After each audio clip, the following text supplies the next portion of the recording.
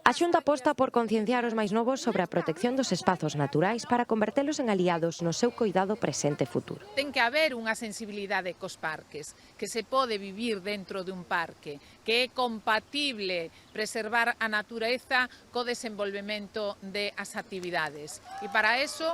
ao longo deste ano, quitamos líneas de axuda que superan os 6 millóns de euros, que van dirixidas a concellos, pero tamén a particulares, a xestión pública e tamén a xestión privada, de maneira que poidan facer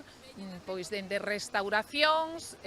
ata sinalizacións de rutas, ata mantemento das rutas ou actividades como as que levamos a cabo no día de hoxe. A responsable autonómica acompañou a máis de medio cento de alumnas e alumnos de primaria de entre 6 e 12 anos do CEIP do Xurés en Lobios en parte do seu percorrido por este Parque Natural Ourensán, que incluíu a visita ao seu centro de interpretación, un paseo pola ruta do río Vilamea, así como a chaira da Ponte de Pedra. Coa colaboración,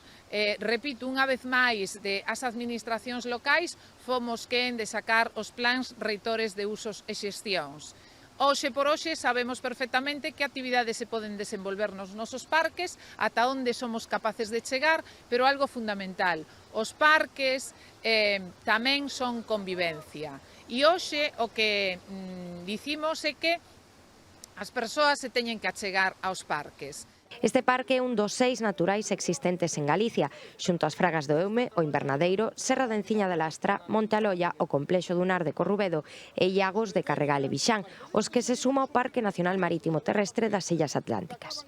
Estes 7 parques repartidos por 19 concellos acadan unha superficie total de preto de 58.000 hectáreas, nas que hai máis de 400 kilómetros de rutas que se poden percorrer a pé ou en bicicleta.